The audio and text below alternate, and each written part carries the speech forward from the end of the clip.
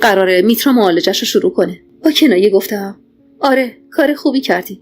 خانم دکتره تو این زمینه خیلی تبحر داره. نزدیکم شد. اینو از صدای قدماش فهمیدم و با یه حرکت صندلی رو چرخون. حالا فاصله چشمامون تنها چند سانتی متر بود. روی صورتم خم شده بود و با جدیت و هجی شده گفت زخم نزن، حرف بزن. چرا دلی؟ من چه بدی با تو کرده بودم که مستحق چنین نامردی و جنایتی شدم؟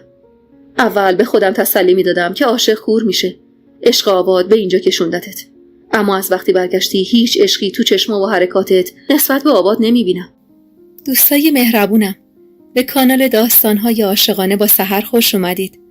اگر تا اینجای داستان رو دوست داشتید ممنون میشم با لایک کردن و سابسکرایب کردن ما رو حمایت کنید و همینطور با زدن زنگوله کنار اون اولین نفری باشید که از داستان‌های منتشر شده کانال با خبر میشید.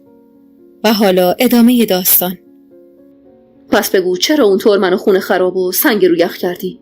چطور تونستی تو اون وضعیت منو با یه مشکل و زخم جدید تر کنی؟ برای درک حرفاش چند نفس عمیق کشیدم. هیچ چیزی با اون چه که توی ذهن داشتم جور در نمی اومد. تون تون پرس زدم. دستم رو روی قلبم گذاشتم و گفتم تو داری چی میگی کوهیار؟ کی کیو ترک کرد؟ تو با نقشه رفتی ترکیه، از سر رفتی که منو طلاق بدی. تو منو دو دستی تقدیم خواهرزادت کردی. با چشمای گرد شده خیره نگاهم کرد و گفت اونی که تقاضای طلاق داد کی بود؟ خیلی سریع جواب دادم تو به خاطر آوات عزیزت. کلافه دستی بین موهاش کشید و گفت داخل لعنتی. من وقتی عکس عروسی تو که واسه همه ایمیل زده بودی رو دیدم تازه فهمیدم آباد زنده است. باور کردنی نبود. اما کوهیاری که من میشناختم اهل دروغ نبود. بریده گفتم چی؟ اگه اینطوره پس چرا منو طلاق دادی؟ به خاطر شارو؟ به خاطر قضیه دارو و همکاری با اون؟ اینقدر بی‌ارزش بودم که ازم یه توضیح نخواستی؟ من واسه خاطر جون تو با اون همکاری کردم. دستاشو عصبی مشت کرده بود و گفت من طلاقت دادم دلی؟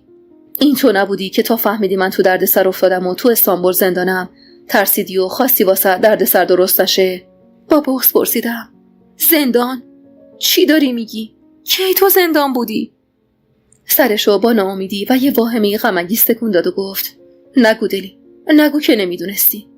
اشکم از گونم سر خورد. از جام بلند شدم. یقمو توی دستم از شدت ناراحتی مچاله کرده بودم و گفتم به جان هانام قسم نمیدونستم. من فقط از طرف وکیلت یه پیغام داشتم که زودتر تقاضای طلاق بدم. سرشو میونه دستش رو به سقف گرفت و فشرد و گفت واسم پاپوش درست کردن. من اونجا 1 سال و 6 ماه اسیر بودم. من فقط ازت یه تقاضای طلاق داشتم. اولش گفتم حق با وکیله. حتما میخواستی از مهلک دور باشی. اما خبر ازدواج تو، بعدش هم دیدن عکس عروسیت اونم با آباد و رو شدن همکاریت با شارو فقط اینو به هم ثابت کرد که بازیم دادی، که عاشقش بودی. با شنیدن حرفای کوهیار فرو ریختم. من به یک باره با فهمیدن حماقتم فرو ریختم. روی 2 پا به زمین افتادم. کوهیارم سری کنارم نشست و گفت دلی خوبی؟ ناخنمو کف زمین کشیدم و زجه زدم و گفتم بازی بود. نقشه شارو بود. بازی خوردیم. جفتمون احمق بودیم. تو چرا کوهیار؟ تو چرا نیومدی دنبالم؟ تو چرا جلوی حماقتمو نگرفتی؟ لعنتی، چرا پیدام نکردی؟ حقیقم صحبتمو قطع کرد. کف دستشو روی پیشونیش گذاشت و چند بار پیاپی به سرش کوبید و گفت من لعنتی اسیر بودم، زندان بودم. من چی کار ازم برمی اومد؟ اون وکیل مورد اعتمادترین وکیلم بود. من تو اون 4 دیواری روزی 1000 بار جون دادم. من با دیدن عکس عروسیت که وکیلم به هم نشون داد 1000 بار مردم و زنده شدم دلی. من دیگه از اون روز به بعد زندگی نکردم. بعد از 1.5 سال که بیگناهیم اثبات شد و دست شارو تو همه جنایتاش رو شد، من به امید خونمون برگشتم. با دلخوشی خاطره های 2 نفرمون اومدم. اما در کمال ناباوری دیدم تو اونجا رو هم تخلیه کردی و فروختی. خونه‌ای که با عشق برات خریدم رو هم دادی وکیلم برات بفروشه. دلی، من اعصابم از همون روزا نابودتر شد. داشتم میمردم از این حجم از بی‌وفاییت. خیلی بیکس شده بودم. خیلی. به زور قرص تا امروز سر پا ایستادم. یهو نالیدم و گفتم وکیلت بهم گفت تو خواستی بهش وکالت بدم تا خونه رو بفروشه. گفت من باید اونجا رو هر چه سریعتر ترک کنم. گفت تو بهش گفتی به خاطر نارویی که از طریق شارو بهت زدم دیگه هیچ حقی تو اموالت ندارم. منم با یه چمدون لباس آواره شدم. من خجالت میکشیدم حتی به پدر و مادرم بگم شوهرم مثل یه تیکه آشغال منو از خونه زندگیش بیرون انداخت. به اینجا که رسیدم کوهیار دستشو آروم جلوی دهنم گذاشت و گفت نگو اینو، نگو و منو بیشتر از این نابود نکن دلی. چقدر محتاج آغوش هم بودیم اما محکوم به فاصله. به هم چشم دوختیم و محروم از هم فقط اشک ریختیم و غربت و ظلم روزگار و بس سرشتی آدمای این روزگار رو حق زدیم. امشب رو باید میون برگ تاریخ جای بدن. امشب رو باید توی گوش هر آبری نجوا کنن. قصه ما رو باید افلاک بدونن و بخونن. این جبر با تاریخ مغول یکسان شده. با آتیش کشیدن هست و نیستمون رو. اسکندر رو بخونید ببینید سرزمینمون رو چطور با خاک یکسان کرد. کدوم یک از پادشاه‌های ظالم اینطور بیرحمانه حتی دلها و خوشبختی کوچیک رو به غارت بردن. کدوم راهزن میون جاده عشق حتی به دستای به هم گره خورده رحم نمی‌کنه و تبر میزنه و قطعشون میکنه. تمام اینا به بیرحمی امروزی که عشق از مشت زن رو بودن نبود. خدایا به قاسبا بگو چطور شیرینی لحظه تولد یه فرزند و از پدرش به یغما بردن. چطور چوب حراج بر پدرانه‌ای که حق طفل بیگناه هم بود زدن. تاراج این عشق مگه چقدر قیمت داشت. به خونه رسیدیم. تو آغوش مادرم همه این 4 سال عذاب و غربت رو باریدم. سنم به سختی هانا رو خوابون. کوهیار کنار در روی زمین به دیوار تکیه زده بود و امشب من مرسی خونه این خونه شده بودم. آخ مامان چرا تموم نمیشه؟ چرا درد این قلب وامونده روز به روز بیشتر میشه؟ مامان منو ببین چی ازم مونده. همه چیمو گرفتن. من احمق بزدل فقط نشستم و تماشا کردم. 4 سال هیچ کدومتون رو نداشتم. حتی نمیتونید باور کنید چه روزایی داشتم. هر بار که دستش رو بچم بلند شد نمیدونید چی کشیدم. مامان اگه هانا نبود من مرده بودم. تو چطور زنده موندی بدون من؟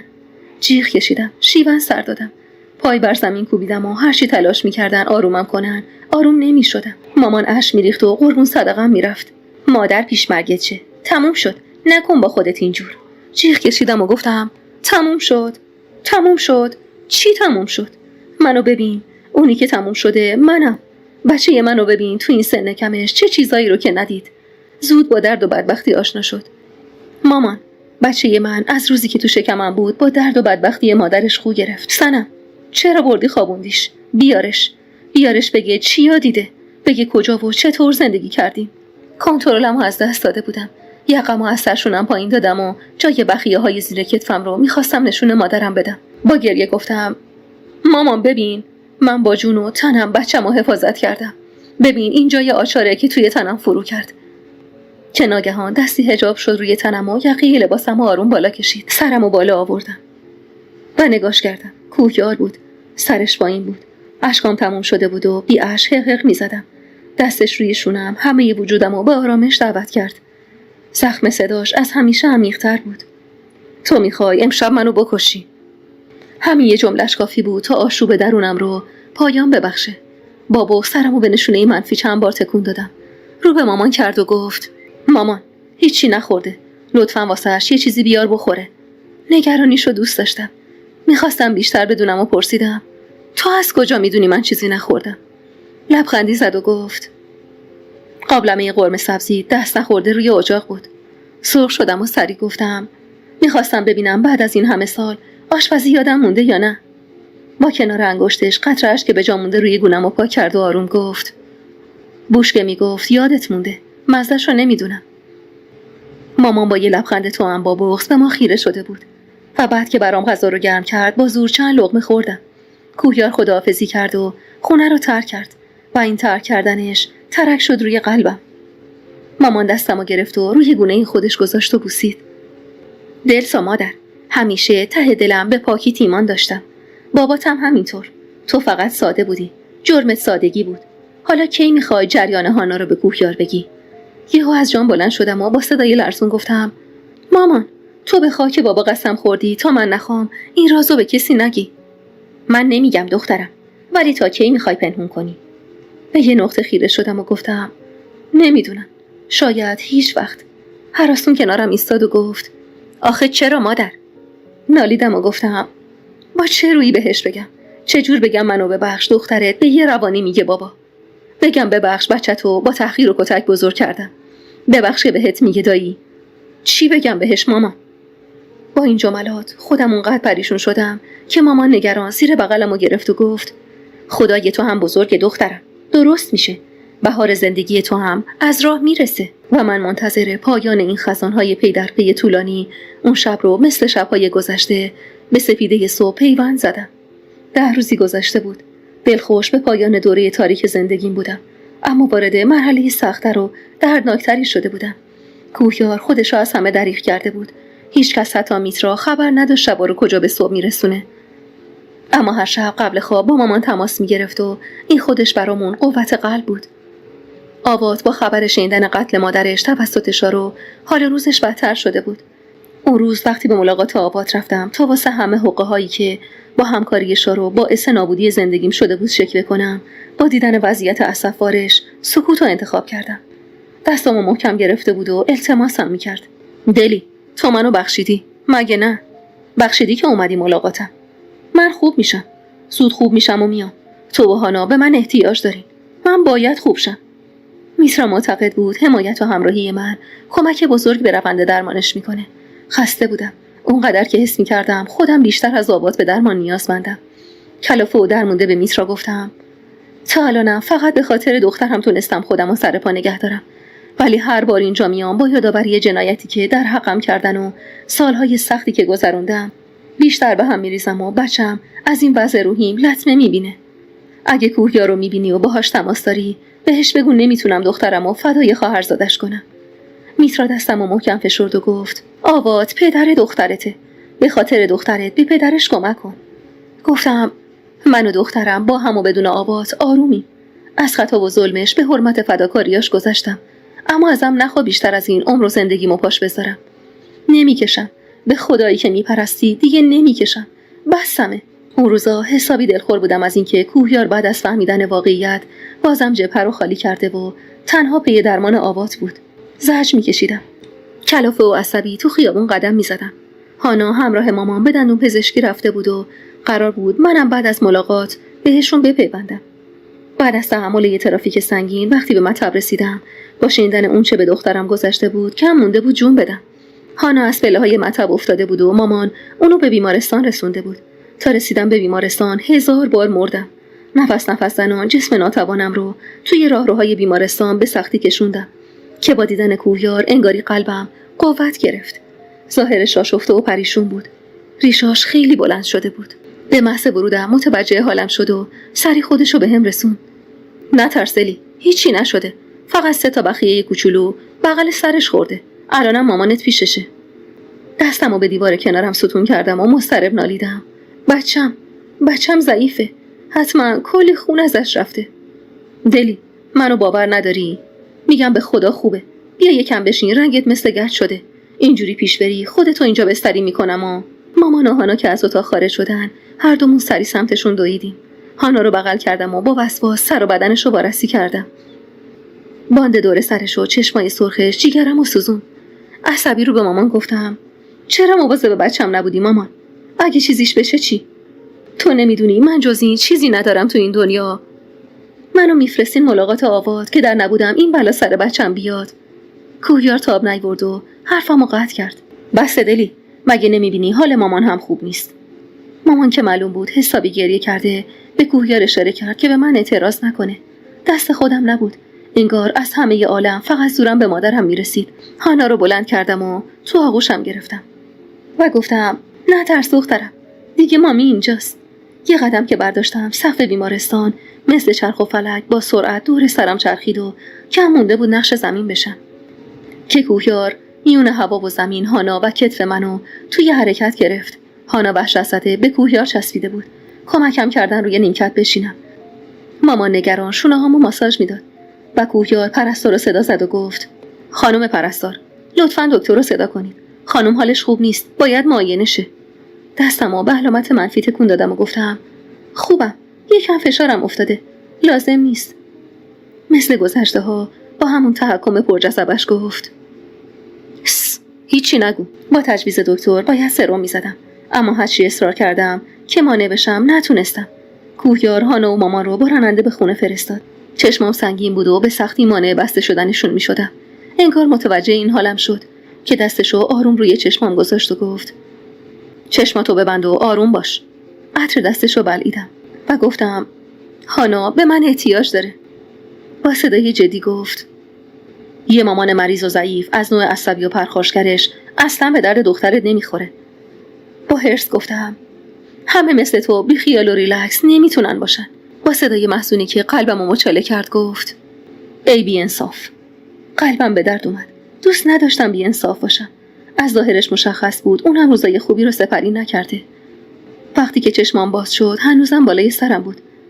نمیدونم چقدر خواب بودم.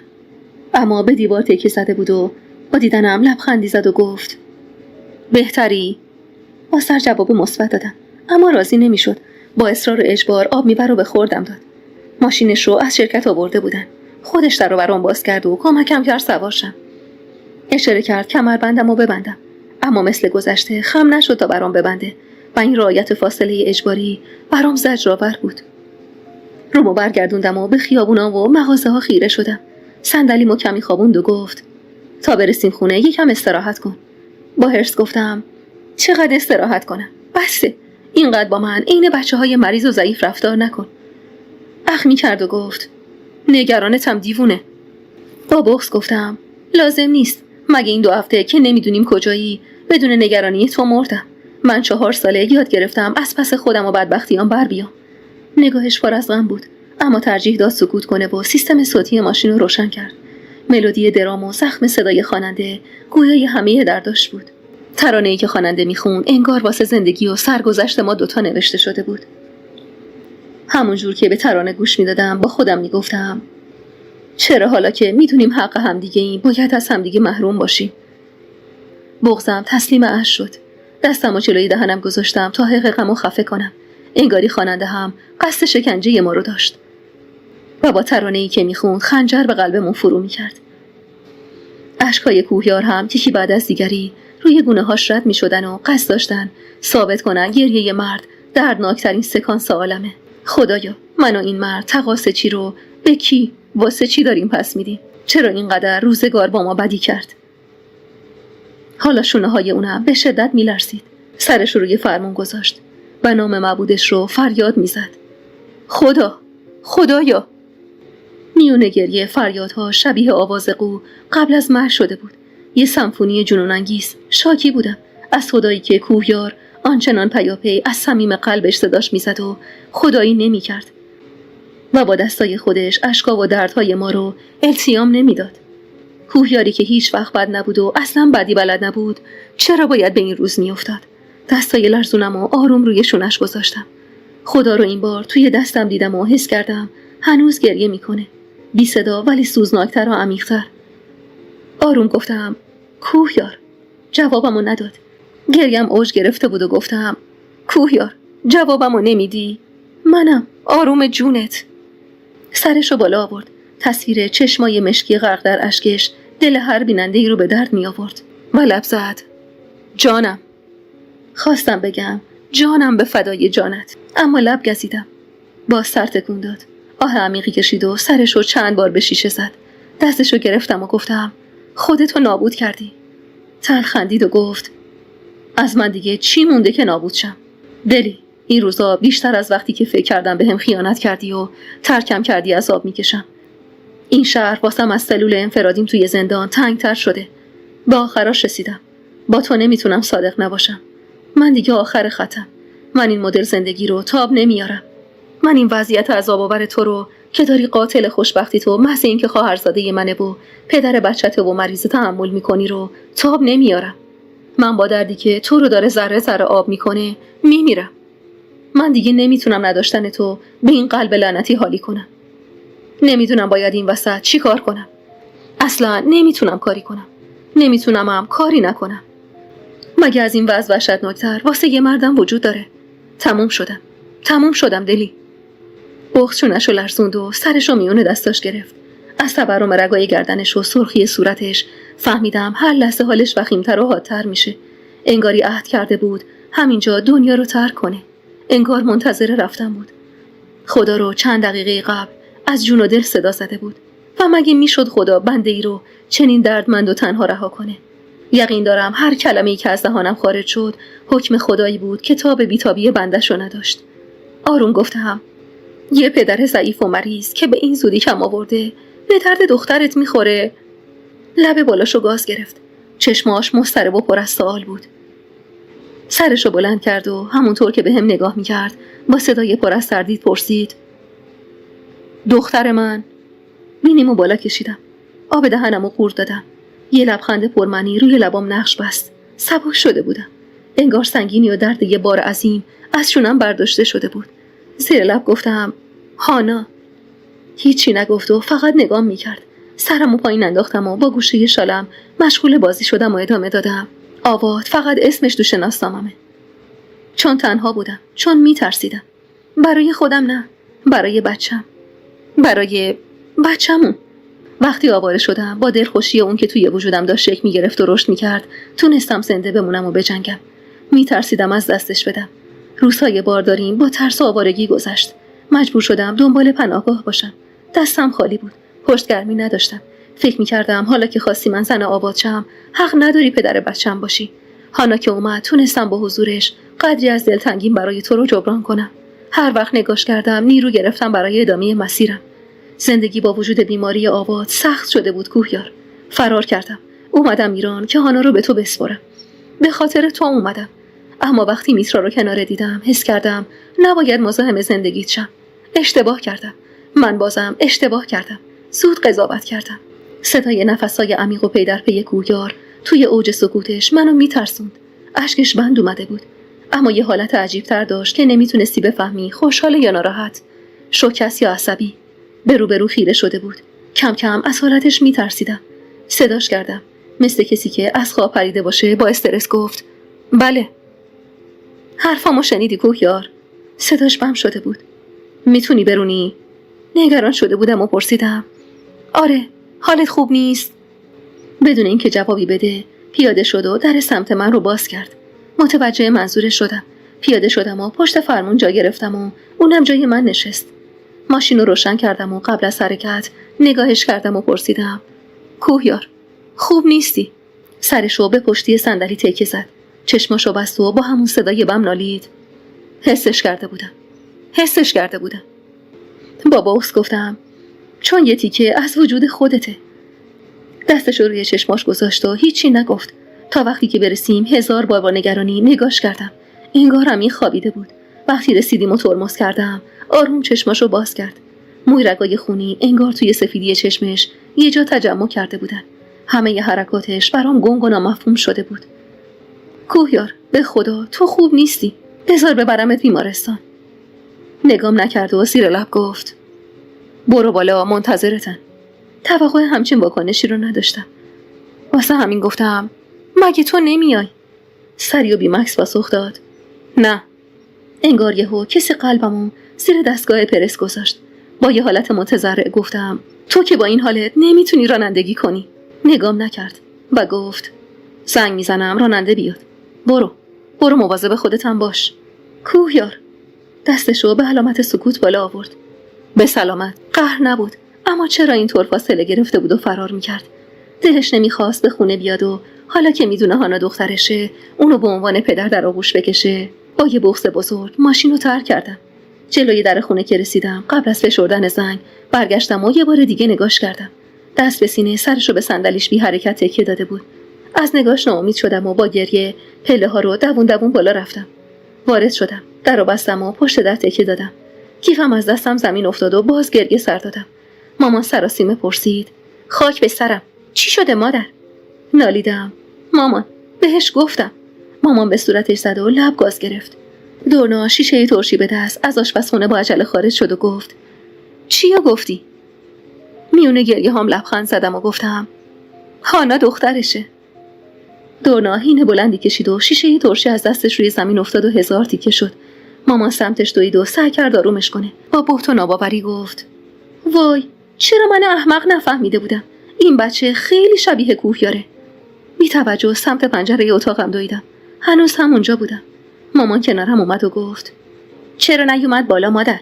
مظلومانه گفتم: نمیدونم مامان، حالش هم اصلا خوب نیست، نگرانشم. کاش شما بری بهش بگی بیاد. مامان آروم نوازشم کرد و گفت صبور باش دخترم. چرا کسی باور نمی‌کرد که جیره صبر من توی این چند سال به اتمام رسیده. هوا تاریک شده بود، نمیتونستم از کنار پنجره حتی تکون بخورم. همین که جلوی چشمم بود واسم کافی بود. هانا بیدار شد و خودشو به من چسبون. بغلش کردم. از پنجره بیرون رو نگاه کرد و با صدای شیرین خوابالودش گفت این ماشین دایی کوهیاره. که قطره‌اش از گوشه چشمم انقلاب کرد. لبخند زدم و بوسیدمش و گفتم این ماشین بهترین مرد دنیاست. با تعجب به دهن من چش دوخت و گفت این یعنی چی مامی؟ با صدای بلندتری خندیدم و تو آغوشم فشردمش. یعنی من و تو خیلی خوشبختیم که داریمش. از حرفام سر در نمی آورد، اما متفکرانه با حالت مامزه‌ای سرشو تکون داد و حرفامو تایید کرد.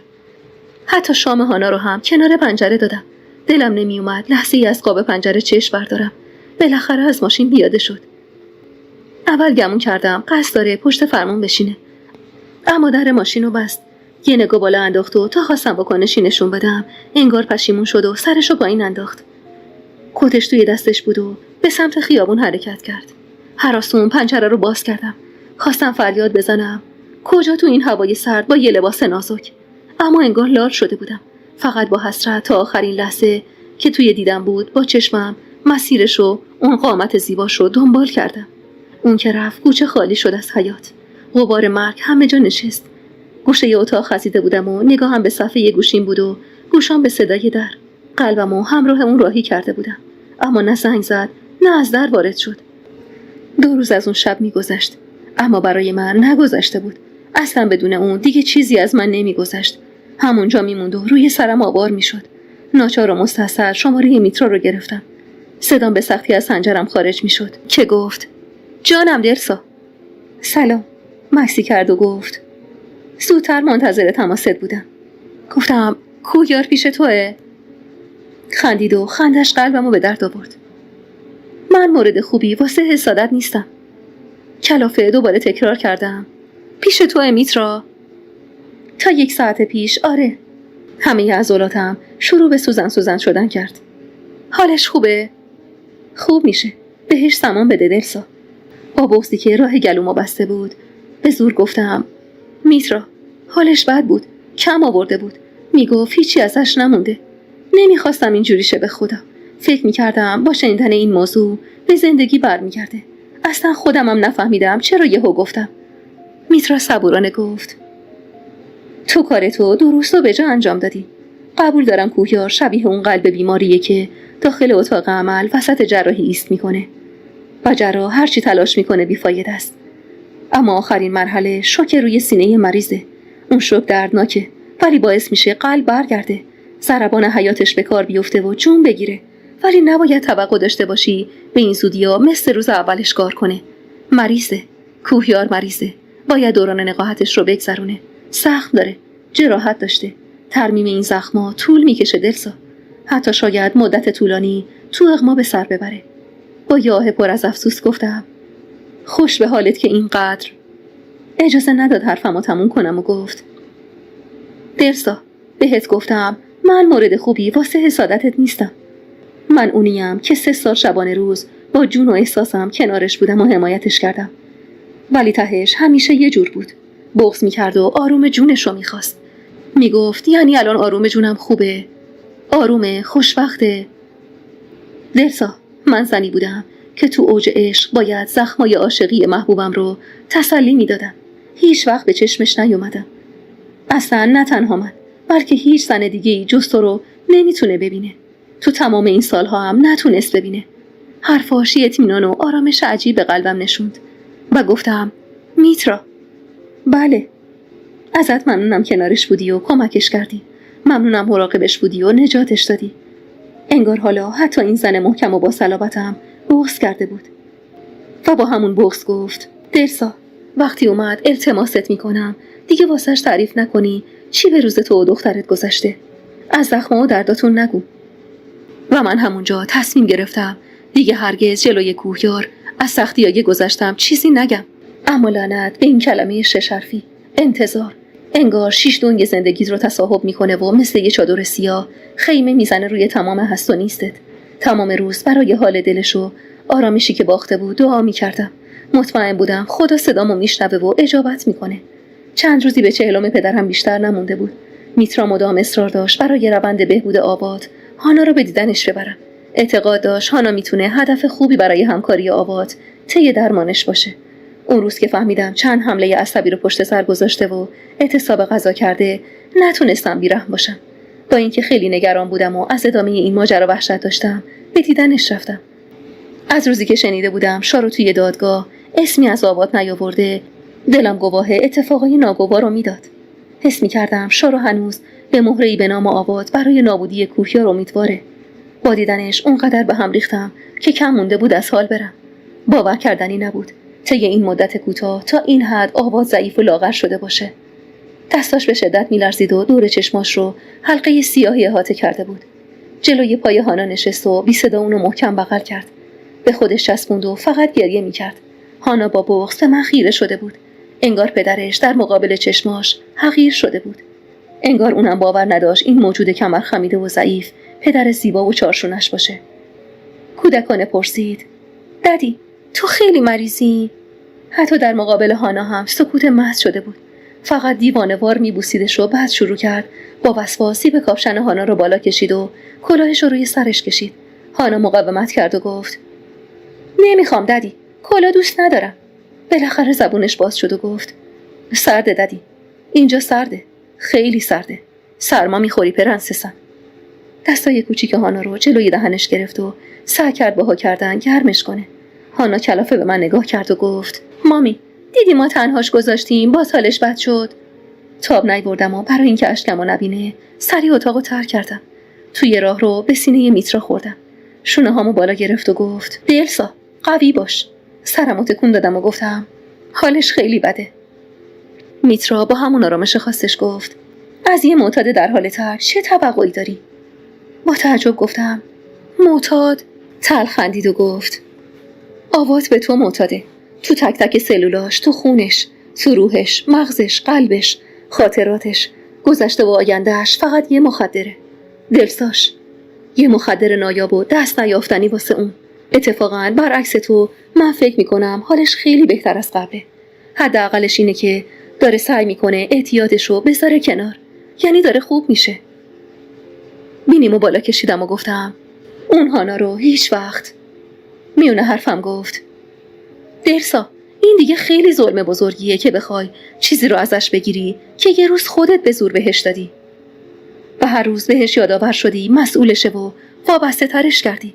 شاید مردای زیادی تونستن خط باطل بکشن رو شوهر بودنشون، اما شاید اصلا وجود نداشته باشه پدری که بخواد پدریشو دور بندازه. هانا همونقدر که سهم تو و کوهیاره مال آوات هم هست. با میترا بود. آوات واسه هانا از جونش سرمایه گذاشته بود و رسم انصاف نبود اونو از هاناش محروم کنه. پدر بزرگترین اقتدار یه دختره. فرقی نمیکنه اون دختر هم سن هانای من باشه و یا مثل من حالا یه مادر باشه. من حتی فرصت عزاداری درست حسابی برای سوگ از دست دادن پدرمو پیدا نکرده بودم. مامان حلوا میپخت و ما هم مشغول نظافت خونه بودیم. تمام کارهای مراسم با دستور کوهیار به بهترین نحو در حال انجام بود. یکی از بهترین سالن‌های شهر رو برای مراسم 40 در نظر گرفته بود. قاب عکسش رو تمیز می‌کردم. نوازشش کردم و بوسیدمش و گفتم: بابا، واسه زندگیم دعا کن. انگار عکسش لبخند پررنگ‌تری زد. آروم شدم و به سینم فشردمش. که با جیغ دورنا همه وحشت زده سمت اتاق دویدیم. کراواتای بابا رو دورش چیده بود و شیون سر میداد. انگار تازه داغش تازه شده بود. مامان چشم‌گوره رفت و به صورتش زد و گفت: خدا مرگم بده. تو امروز فردا فارغ میشی دختر. با اون بچه تو شکمت اینطور نکن. اشکاش به شدت یه رود خروشان صورتشو میشست و به من زل زده بود. آبجی، چرا بابام بچه‌های خوبی نداشت؟ چرا اینقدر عذابش دادی؟ چرا نه هانای تو رو تونست ببینه نه بچه منو؟ بابای من زود رفت. حقیقش اوج گرفت. بغلش کردم و پا به پاش اشک ریختم. مامان هر دومونو زیر پرش گرفت. دخترم، باباتون هیچ وقت دوست نداشت دختراش و خونش اینطوری غم زده باشن. باشین قوی باشین. شماها مادرین. دیگه باید قوی باشین. هانا که توی سالن مشغول بازی با عروسکاش بود، یهو با ذوق فریاد کشید: آخ جون، داییم اومد. قسم میخورم که با شنیدنش قلبم چند ثانیه از کار افتاد. نه تنها قلبم، تمام اندام‌هام، حتی سلولام خشکم زده بود. پلک نمیزدم. مامان سری به سالن رفت و اونم با ذوق گفت ای وای، راست میگه بچم. کوهیار پایینه. داره کمک میکنه پلاکاردا رو بس کنه. الهی مادر بمیره برات. بچم چه زرد و زار شده. دورنا اشکاشو پاک کرد و منو تکون داد. های، چرا خشکت زده؟ پاشو دیگه. نور چشمی بالاخره اومد. برای بلند شدن دستمو به دیوار گرفتم. قدمام سست شده بود. جرئت نمی‌کردم منم کنار پنجره برم و تماشاش کنم. هانا با ذوق گفت مامی، من برم پایین. وحشت زده به مامان نگاه کردم و مامان جای من پاسخ داد برو عزیز دلم، برو. هانا بدو سمت پله ها رفت. زبونم بند اومده بود. دورنا زیر بغلمو گرفت و منو کنار پنجره برد. هنوز برای من زیباترین و خوشقامت‌ترین مرد دنیا بود. هنوزم نفسم بند می اومد توی هواش. دستم روی قلبم فشردم. دورنا پنجره رو باز کرد. مشغول امر و نهی به کارگرا بود. میدونستم نصب پلاکارد و این کارای پیش و پا افتاده رو محض عشقش به خانواده‌م و احترامش شخصا انجام میده. تلفنش که زنگ خورد پشت به در خونه کنار ماشینش مشغول صحبت شد. صداش رو تا حد مرگ میپرستیدم. هانا که از در خارج شد یه لحظه پشیمون شدم که چرا اجازه دادم تنها بره. نالیدم و گفتم منم باید برم. اما مامان مانع شد و گفت بذار تنها باشن. تشویش وجودمو در بر گرفته بود. هانا بدو عرض کوچه رو طی کرد و با صدای بلند کودکانه گفت آهای دایی بدقول. تلفن رو قطع کرد اما بر نگشت. انگار اونم مثل من برای چند ثانیه دنیا رو ترک کرده بود. دیدم که دستشو به کاپوت ماشین تکیه زد و به سختی برگشت. هانا دستشو سمتش دراز کرده بود. سلام دایی. چرا جواب سلام دخترشو نمیداد؟ توی سکوت فقط به جسم کوچیک دختری نگاه میکرد که با همه کوچیکی شیشه عمر همه ما بود. هانا خیال عقب نشینی نداشت. کاش منم مثل اون شجاع بودم. تو به من قول دادی منو ببری زو تا حیوونا رو ببینم. تو گفتی قول واقعیه، ولی آدم بزرگا همه بدقولن. دستشو به شقیقش فشرد و چشمشو بست. انگار به سختی تعادلشو برای ایستادن حفظ میکرد. با التماس به مامان گفتم مامان، تو رو خدا بذار برم پایین. الان سکته میکنه. براهمو سمت در پیش گرفتم که دورنا با بغض میونه اشک گفت دیگه لازم نیست بری. حالا دیگه جدا کردنشون کار هر کسی نیست آبجی. با قدمای لرزون خودم رو مجددا کنار پنجره رسوندم. هانا روی کاپوت ماشین ایستاده بود. حالا تقریبا هم قد پدرش بود. دخترش رو مثل یه فرد بالغ توی آغوش کشیده بود. نه، بهتره بگم در آغوش هانا فرو رفته بود. سرش رو سینه دخترش بود و هانا با دستای کوچیکش که نمیتونست دورشونه پدر حلقه کنه سعی در آغوش کشیدن این مرد خسته داشت. اشکام خیال سیلاب داشت. دستم و جلوی دهنم گذاشتم و از ته دل گریه کردم. جنس این گریه‌م رو دوست داشتم.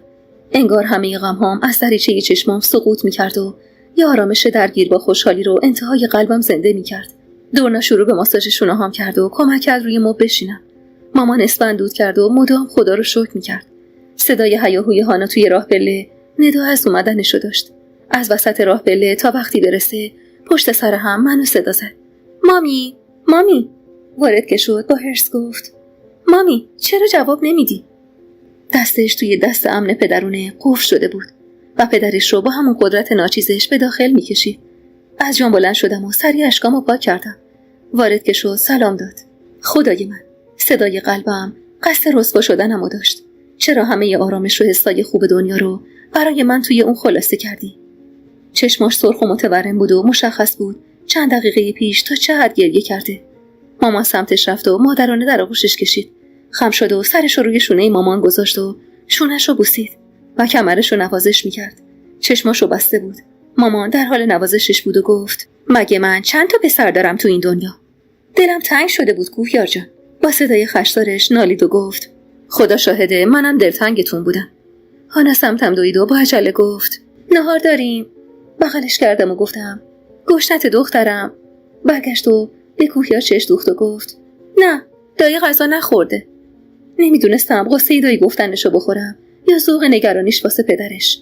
با یه لبخند نگام کرد و با لحن خاص آروم خودش پرسید خوبی؟ اشکای وقت نشناسم از گوشه چشمم چکید و دورنا جای من گفت خوب نبود ولی الان دیگه خوبه. هانا دوباره گوشه پیراهنمو کشید و گفت مامی غذا. این بار همه خندیدیم. سمت هانا اومد و با یه حرکت اونو بلند کرد. و در حالی که موهاشو دقیقاً شبیه همون زمانایی من از صورتش کنار میزد بوسیدش و گفت نشنیدی عروسک خانم میگه دایی گوش نشه؟ قلبم از شدت درد به خودش میپیچید. خدایا این کلمه منو نابود میکرد. چطور خودش میتونست راحت حقشو که پدر خونده شدن بود رو با دایی خطاب شدن عوض کنه؟ اما اون کوهیار بود. قلب و روحش بزرگتر از همه ما بود. بی هیچ حرفی سمت آشپزخونه رفتم. مامانم همراهیم کرد. با بغض و اشک مشغول گرم کردن غذا و چیدن میز شدم.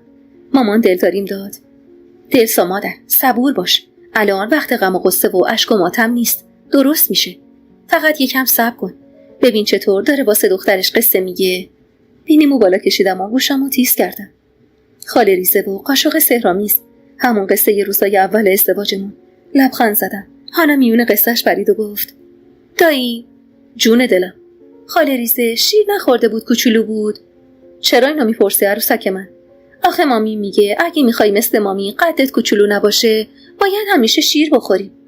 کاش میتونستم واکنش چهره کوهیار رو ببینم، اما فقط صداشو داشتم و صداش با یه حس عجیب توی جای قلبم رسوخ کرد.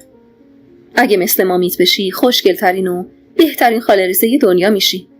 مثل یه دختر بچه دبیرستانی از شدت ذوق دستم رو که مشغول خورد کردن خیار سالاد بود بریدم. مامان میون اخ خندید. صدای دورنا خندمون رو تشدید کرد. وا داداش کوهیار، داری یاد بچه میدی شیر نخوره مثل دلی جاسویی چیشه؟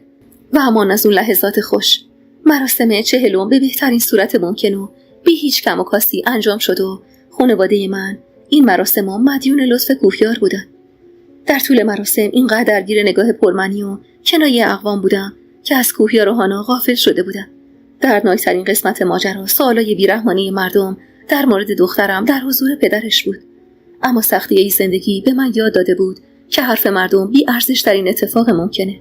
حضور میترا در اواخر مراسم و صمیمیتش با کوهیار قدری منو میآزرد. اما سعی می‌کردم خوددار باشم. مهمونا رفتن. خونه خلوت شده بود. هانا با اینکه خسته بود خیال خوابیدن نداشت. فرزاد و کوهیار مشغول بحثای مردونه بودن و میترا هم مدام در گوش مامان چیزی نجوا می‌کرد. هانا که مشغول مالیدن چشماش بود خمیازه کشید و از جام بلند شدم و بغلش کردم. اعتراض کرد. همه بیدارن. من نمیخوام بخوابم. توجه نکردم و شب خیر گفتم. اما مقاومت کرد و شروع به جیغ زدن کرد. با لحن جدی گفتم دختر بدی شدی یا؟ کوهیار تمام حواسش سمت ما بود. صحبت فرزادو قطع کرد و سمت ما اومد. دستشو سمتم دراز کرد و هانا در آغوش شیرجه رفت. یکم بیدار بمونه بعد قول میده بخوابه. بی حرکت به تصویر دخترم در آغوش پدرش خیره موندم. خدای من چقدر حسرت دیدن این پدرانه دیدنها به گوشه دلم مونده بود. هانا از ذوق حمایت کوهیار توی پوست خودش نمی گنجید و تون صورت کوهیار رو می بوسید. همونطور که هانا رو بغل کرده بود روی کاناپه دقیقاً نزدیک به میترا نشست. انگار در آنی قلبم از یه آبشار بلند فرو ریخت. کوهیار و دخترم در کنار میترا. وحشت توی دلم خونه کرد. جای خالی برای من نبود. میترا که متوجه حالم شد از جاش بلند شد و با لحن مقعری گفت درسا جان، من امروز هم واسه عرض تسلیت اومدم هم مأمورم یه خبر بهت برسونم. چند سالی میشد که خبرای بعد پشت سر هم منو به رگبار بسته بود. قبل از اینکه حرفی بزنم کوهیار گفت میترا امشب وقتش نیست. با استرس پرسیدم چی شده؟ باز چه اتفاقی افتاده؟ مامان آهی کشید و رو به کوهیار گفت حقشه بدونه پسرم، بذار بگی. با ناراحتی گفتم پس همه میدونن. میترا جو آروم کرد و کنارم ایستاد و دستمو گرفت. عزیزم نمیدونم چطور به این اتفاق نگاه میکنی، اما باید هرچه سریعتر تصمیم آبات رو بدونی. راستش من شخصا از روند بهبودیش راضیم، چون این بصیرت رو پیدا کرده که عشق اجباری ثمره‌ای جز خشم و نفرت نداره. آبات مدارک طلاق رو امضا کرده، الان فقط امضای تو لازمه. نمیدونم یهو چرا یخ کردم و به کوهیاری که سرش رو روی سر دخترش با غم گذاشته بود خیره شدم. لب بالاشو گاز میگرفت. لعنت به این بغض وقت نشناس. عمیق نگام کرد و بعد با همون صدای قشدارش گفت قبل طلاق 2 نفر باید همدیگر رو ببینن. باید فرصت دل کندن و خداحافظی به هم بدن. طلاق غیابی بزرگترین جنایت در حق زندگیه. حرفاش منو رنجون. توقعش رو نداشتم. از چشمام رو محاصره کرده بود. دلم نمیخواست جوابشو بدم. از میتا تشکر کردم و گفتم یه روزی به اجبار زن یه نفر شدم که بعدها شد همه ی عشق و باورم. اما اون روز که با رضایت خودم سند ازدواج با آبات رو امضا کردم فقط و فقط بازم برای اون یه نفر بود. اشتباه بود، ولی واسه اون بود. میدونستم آخرش هم اینجاست. نمیخوام با تو ببینم. واسه جفتمون این بهتره. شب همگی بخیر. با بغض قصد ترک سالن رو داشتم که صدای هانا میخکوبم کرد. ددی نمیاد. سکوت وحشتناکی خونه رو در بر گرفت. از اینکه برگردم و کوهیا رو نگاه کنم هراس داشتم. صدای میترا هم از بغض میلرزید. دختر نازم، بابات از این به بعد میخواد هفته یه بار ببینتت. مخاطب میترا بیشتر من بودم تا هانا. باز بی اختیار عصبی شدم. سمت هانا رفتم و از بغل کوهیار با شدت بلندش کردم و با حرص گفتم واسه خودتون تصمیم گرفتین؟ اصلا کی این اجازه رو بهش میده؟ صدای کوهیار مثل یه سطل آب یخ روی سرم ریخت. با تحکم گفت من. از شدت خشم فکم روی هم میفشردم. کوهیار با حالت چشم از مامان خواهش کرد که هانا رو به اتاقش ببره. مامانم سریع اطاعت کرد، اما من بی توجه فریاد کشیدم به خاطر خواهر زدت میخوای بچه منو فدا کنی؟ اخ کرد و با لحن جدی گفت بچه تو؟ الانم فقط بچه تو؟ حداقل جلوی بچه راجع به آبات اینطوری صحبت نکن. پوزخندی زدم و گفتم برو همه چی تو فداش کن، اما دور هانا رو خط بکش. دونا که تا اون لحظه ساکت بود شروع به حمایت از من کرد. راست میگه، خب طرف بیمار روانیه، واسه چی باید هانا رو هفته یه بار بهش بدیم؟ کوهیار کلافه گفت آباتو بذارید کنار، به روح اون بچه هم فکر کردین؟ یهو چی میخواید بهش بگی؟ چطور میخواید بهش لطمه بزنی؟ وابستگیشو نمیبینین؟ ندیدین باباشو خواست؟ یهو بی اختیار زدم زیر گریه و نالیدم بابای بچه من اینجاست. سرشو بالا گرفت و به سقف خیره شد. روی زمین با پاش ضرب گرفته بود. میشناختمش. این حالتو وقتی در حال مبارزه با اشکاش بود انجام میداد. دوباره ناله کردم اینقدر راحت هانا رو با آبات میبخشی؟ بینیشو بالا کشید و گفت دلی، من نمیتونم محض خودخواهی و تعصب خودم روح و روان این بچه رو به هم بریزم. اونقدر عاشقشم که حتی حاضرم تا آخر عمر آقا و بابای خودش. بغضش اینقدر عمیق شد که مجال حرف زدن رو ازش گرفت. چند لحظه سکوت کرد و با یه ببخشید کوتاه سالن رو ترک کرد و به تراس رفت. میترا دنبالش سری راه افتاد و دورنا هم مشغول آروم کردن من شد. چند دقیقه بعد فرزاد و دورنا خداحافظی کردن و به خونه خودشون رفتن. مامان که هانا رو خوابونده بود کنارم نشست و گفت بهتری دخترم؟ گفتم نه مامان، چطور میتونم خوب باشم؟ اون هانای منو میخواد. مامان نذاش حرفم تموم بشه و گفت واسش پدری کرده، زحمتشو کشیده، در مقابل اینا فقط هفته یه بار دخترشو میخواد. این توقع زیادیه. عصبی در حال کندن پوست دور ناخنم گفتم هانا نه دستشویی رفت نه مسواک زد. حالا یه شب 1000 شب نمیشه. گفت دلش نمیخواد بره، منم زورش نکردم. به تراس چش دوختم. خیلی وقت بود که با هم اونجا تنها مشغول صحبت بودن. شروع به جویدن ناخنم کردم. چند ثانیه بعد هر دو از تراس به سالن اومدن. کوهیار نسبتاً آرومتر شده بود. میترا با من و مامان خداحافظی کرد و من به سردی پاسخشو دادم و همچنان مشغول جویدن ناخنم بودم. کوهیار تا کنار در همراهیش کرد و این جملاتش میتونست منو به جنون برسونه. مطمئنی نمیخوای برسونمت؟ میترا با لبخند گفت قرار شد مامان تو خانوادت رو دیگه تنها نذاری. از شدت حرص عضلاتم منقبض شده بود. میترا رفت و من هنوز در حال جویدن ناخن بودم که محکم روی دستم زد. جا خوردم و کمی از جان پریدم. با اخ گفت نخور. رو برگردوندم و گفتم تو مگه خودت خونه و زندگی نداری؟ همچنان اخ داشت. به اتاق من اشاره کرد و گفت اونجا اتاقمه، زندگیم هم همینجاست، روبرون. شبتم بخیر و شادکامی. با حرص گفتم اونجا اتاق منه. خیلی بی تفاوت سمت اتاق رفت و با یه لبخند گفت بود، دیگه نیست. جیغ کشیدم و گفتم من کجا بخوابم پس؟ مامان خندید و گفت پیش هانا واسط رخت خواب آماده کردم. کوهیار در حال وارد شدن به اتاق گفت مامان جان، از فردا لطفاً پیش من بخوابه. مامان با تعجب گفت وا، کی؟ دختر من؟ کوهیار سرخ شد و گفت نه، دختر من. دخترت اخلاق نداره، مال خودت. مامان از شیرین زبونی کوهیار سوق کرد و قربون صدقش رفت. تمام شب کنار هانا با امید اینکه پدرش هم با ما زیر یه صفحه خدا رو شکر کردم و با عطر حضورش تمام درد و نگرانیام رو التیام بخشیدم. نزدیک اذان صبح تازه پلکام گرم شده بود که با جیغ هانا از خواب پریدم. وحشت زده تو رخت خوابش نشسته بود و نگران پرسیدم چی شده؟ بغض کرد و گفت جیش کردم. تازه متوجه خیسی تمام رخت خواب شدم. کلافه از جان بلند شدم و با حرص بغلش کردم. روزگار اعصاب و حوصله‌ای از من برای دخترم نذاشته بود. سمت حمام بردمش و یک به یک لباساشو در آوردم. گریه‌اش بیشتر عصبی می‌کرد. با حرص گفتم گریه نکن دیگه. این عاقبت لجبازیه که شب نرفتی دستشویی.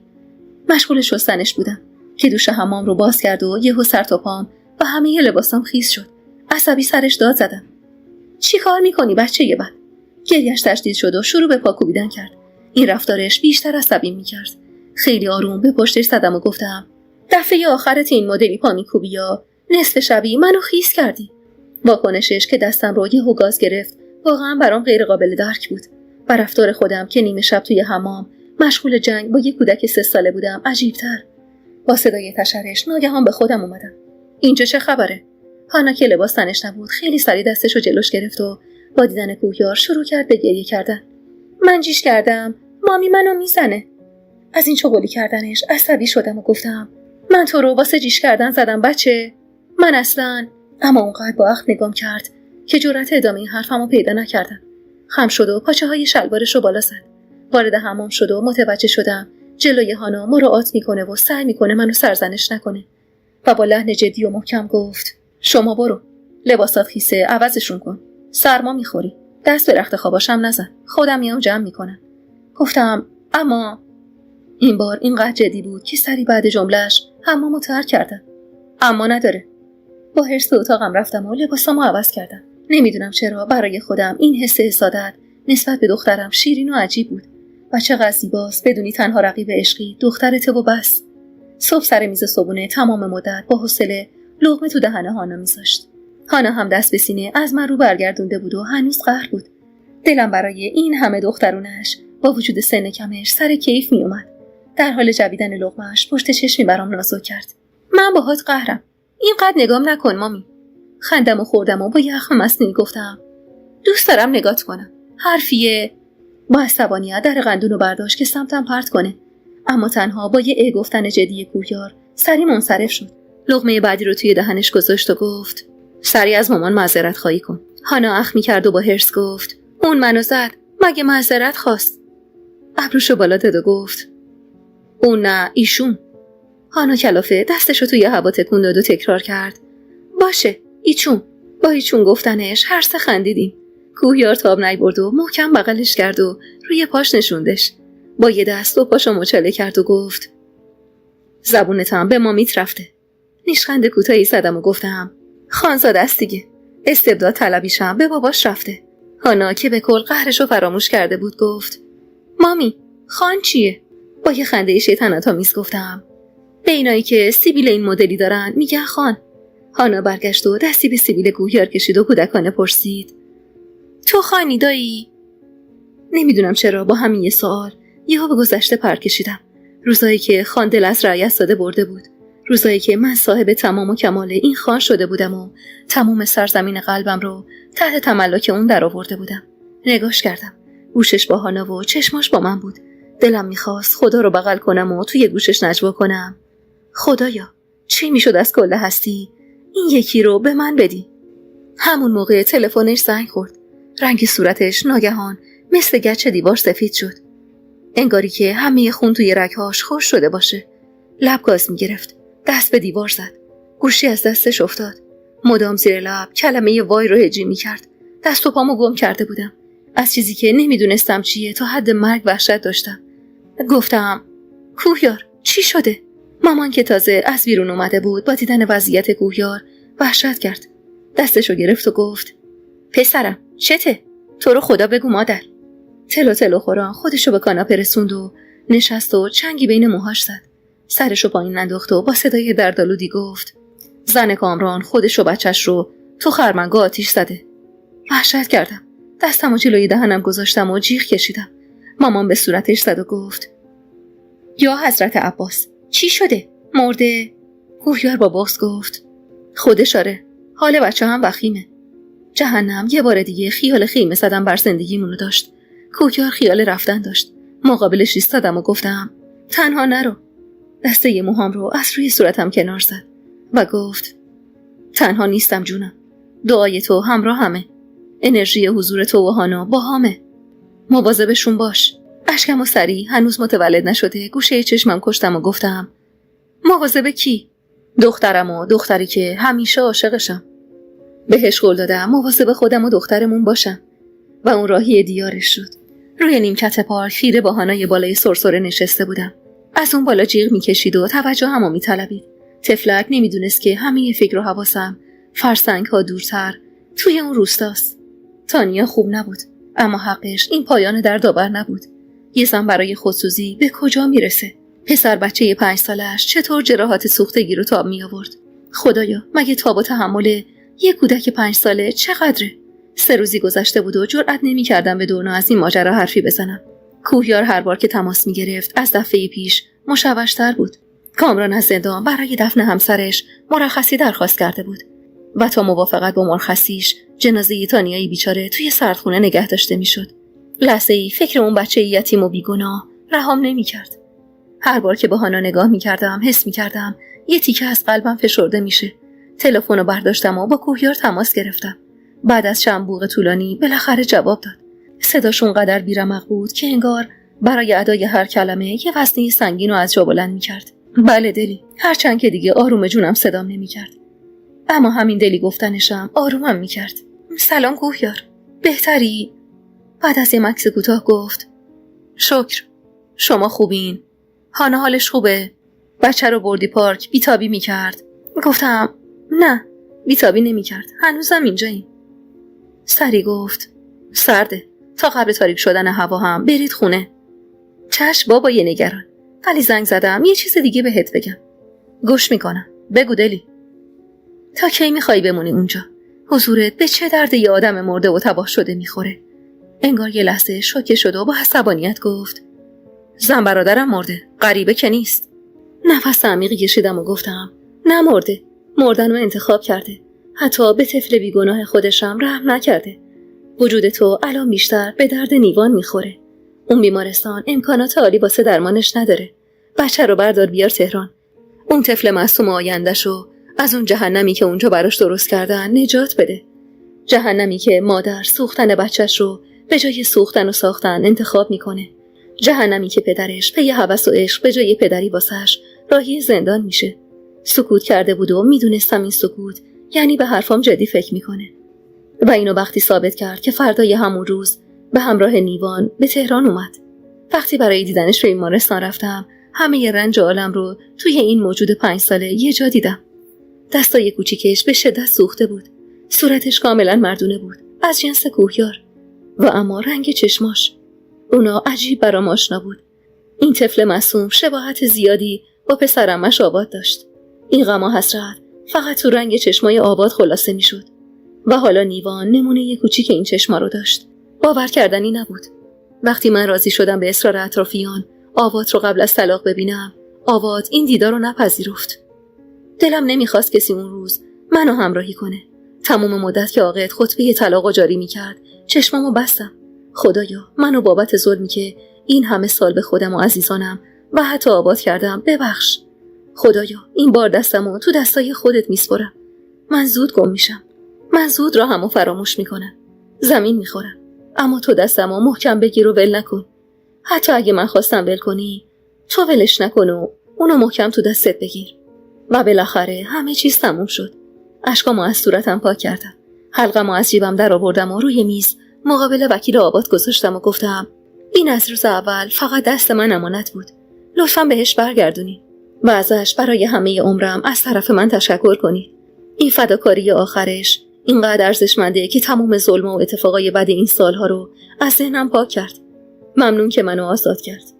حالا هر قدمی که توی خیابون برمی داشتم با اسم خودم بود، فارغ از سنگینی نام آواد. حالا من فقط دلسا ملک بودم، مادر هانا. دلسایی که میتونست قلبش رو از حصار محدودیت تأهل اجباری برای تا ابد عاشق بودن پدر بچهش، پدر تک تک روزهای عاشقیش رها کنه. از محضر یه راست رفتم بیمارستان. وقتی رسیدم توی اتاق نیوان روی کاناپه کنار تختش به خواب رفته بود. دلم نیومد بیدارش کنم. یه گوشه تکیه زدم و حالا دیگه بدون حسرت با نگاهم بلعیدمش. خواستنی تر از اون هم توی دنیا مگه وجود داشت؟